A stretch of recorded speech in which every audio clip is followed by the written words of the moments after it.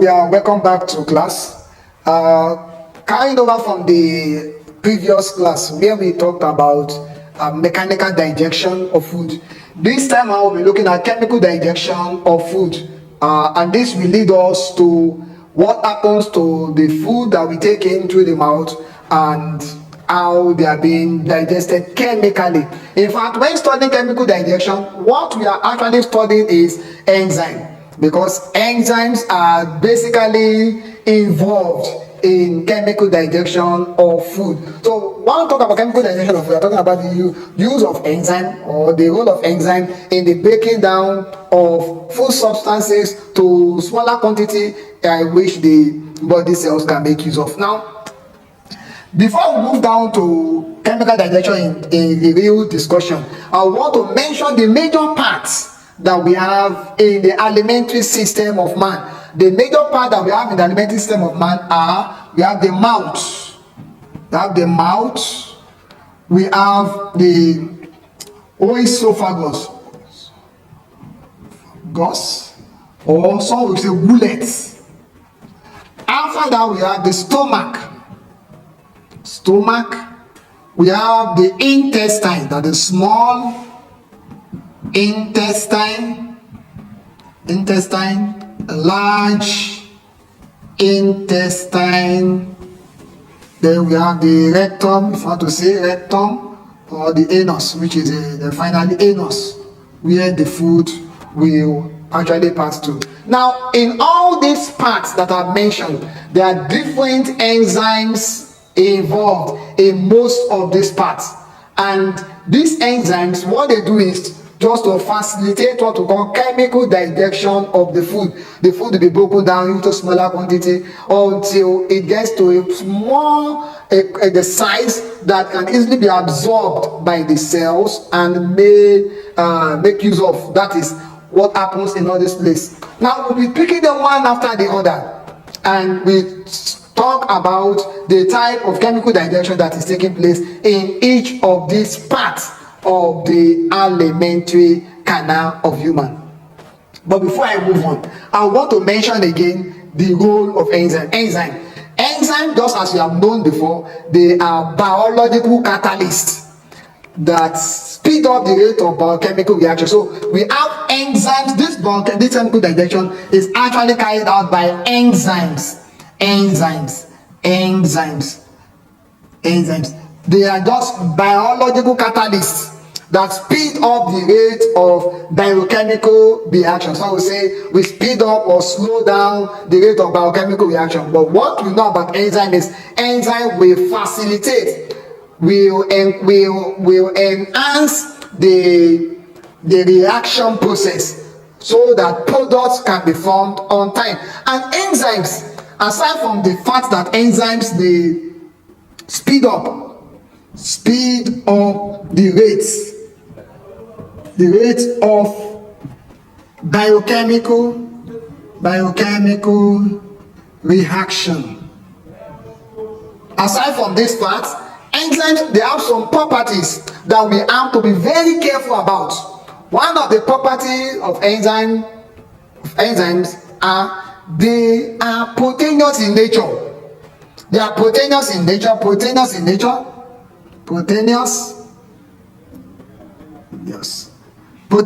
nature. They are also actual specific. They are specific in their action. Saying an enzyme that is to act on substrate A may likely not act on substrate B. So they are actual specific in their action. Aside from that, enzymes, they are sensitive to pH. pH is a small letter P, the capital letter H. That's how it is written, pH. They are also sensitive to temperature.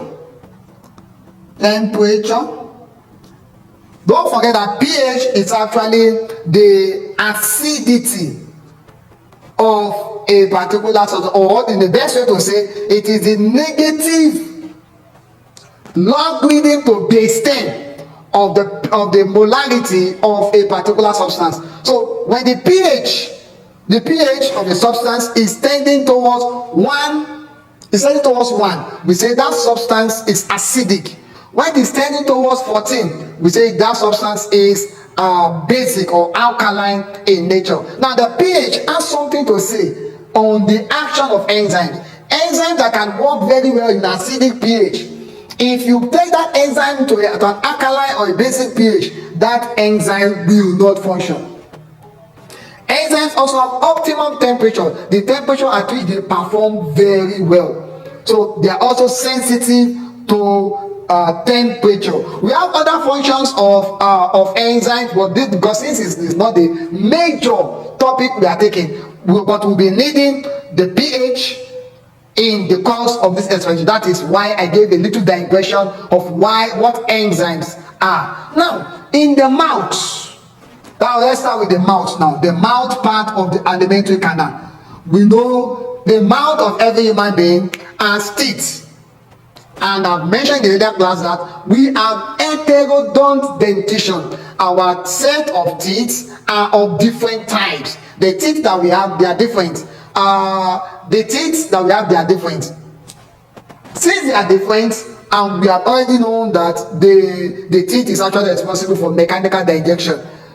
We are not particular about mechanical digestion this time, we are particular about chemical digestion. So once the food enters into the mouth will start the work of digestion. How? Number 1, in the mouth we have saliva.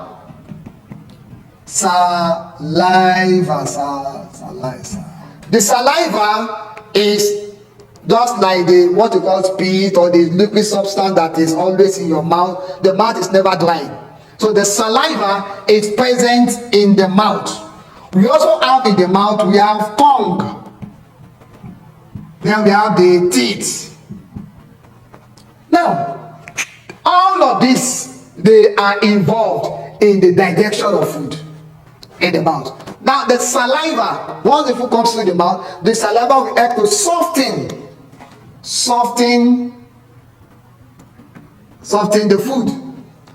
The teeth is settled because majorly for mechanical digestion. And when you say mechanical digestion, what the teeth is actually doing is to break down the food and increase the surface area of the food substance so that enzymes can act freely on it. So that is for the teeth. Now, but for the saliva, it will soften the food. Aside from softening the food, the saliva also contains what we call enzyme that is referred to as thiolane. The thiolane is actually from the salivary gland and it is mixed with the saliva. The thiolane acts on food substance that is called cooked starch. Please take note of that. It is not all starch substances that thiolane will act on. Thiolane will act on cooked starch. Now, if they mention cooked starch, something should come to your mind. And what is that? The starch granules of that particular starch must have been removed or bursted so that the starch can be exposed to thiolane to act on. Can be exposed to thiolane, so thiolane can act on. So we have thiolane acting on cooked, and we put an emphasis there, cooked, act on cooked starch. Cooked starch. Now, aside from the saliva, I mentioned saliva, we do the work of softening of the food. We also release the thiolane that will help to break down or that will act on cooked starch and convert the cooked starch to what we call maltose. Now, the tongue on its own, we only do the work of rolling the food. Receive the food and also roll the food into the mouth like a bolus or bolus. So to roll it like that into the esophagus, that is. So I'll come again, the mouth. The mouth contains tongue to receive and also to roll the food as a form of a bolus into the esophagus. Aside from the tongue rolling the food, the tongue can also help in tasting the food to know whether it is salty, don't forget, or sweet, or sour, or bitter. the first part of the tongue, the closest part of the tongue to the outside, the tip part of the yes that always is for salt tasting. After it a little bit, we have the one that is used for sweet tasting. It tastes more than for sweet. Then by the side, we have the side of the tongue, the side towards the back. We have what we call the taste bud responsible for sour taste. Then towards the end of the tongue, close to the esophagus, we have the part that's responsible for bitter taste. That's for that. Now we are done with the mouth. So they can ask a question based on any part of the test of the alimentary canal. You can just give them the way we have just explained. Now, the other part is oesophagus. Oesophagus. The esophagus is just a long tube connecting the mouth and the stomach. Long tube connecting the mouth and the stomach. That is what we call oesophagus. That's what the esophagus is all about. So it's just a long tube running down from the mouth to the stomach, or connects the mouth and the stomach. Now, movement of food in the esophagus, you should know that it is called peristalsis. Peristalsis movement. And the movement is actually an involuntary movement. You can't control it. The food will just move down. And I also want to tell you this. Movement of food in the alimentary canal as a whole, once it moves down the esophagus, down to the anus, out to the anus, it's actually called peristalsis movement. But when we are having it in the other way around, like vomiting, or when you're throwing up, we call it anti-peristalsis movement. Anti. The word anti is against. Anti-peristalsis movement. So with that we can end for esophagus. Now the next part is the stomach. The stomach. When we talk about the stomach, we are talking about a large sac or membranous sac in the alimentary canal that help in holding food for 3 to 5 hours or more than that. And in the stomach, digestion of food is also taking place. But what we need to know about the stomach is, just remember these 3 enzymes, these 3 bacteria. Number 1, we have the renin, pepsin, and we also have HCl. Renin, pepsin, and the HCl. Renin, pepsin, and the HCl. Now, before we move on, I would just want to say this also for the benefit of everyone again, so that we don't miss anything out in this little class. I want us to look at this word HCl. HCl is an acid that is taking us back to something that we should keep in mind. From the mouth to the anus, all these parts of the alimentary canal, they are actually alkaline in nature. They are alkaline in nature. They are basic in nature. But in the stomach, we are having an acidic environment. So the mouth is alkaline, or esophagus is alkaline, stomach is acidic. Small intestine, large intestine, anus, they are all alkaline. So it's only in the stomach that we have the acidic environment of the food. And that is telling you something about the enzyme in the stomach. Enzymes in the stomach can only operate in acidic environments.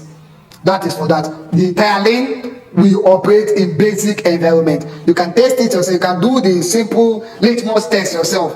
Once you get to your lab, you can just get little part of your saliva, place it on the slab or on a small teaspoon of tea, or a small spoon, and add and dip inside the saliva a blue litmus paper.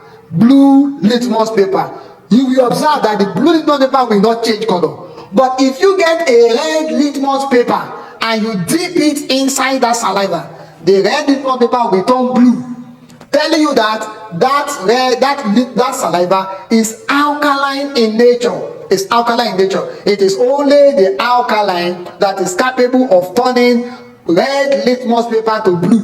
While acid has the ability to turn blue litmus paper red. That's just for that. Now the renin, the pepsin, and also the HCl. Renin, pepsin, and HCl. What do we have as their function?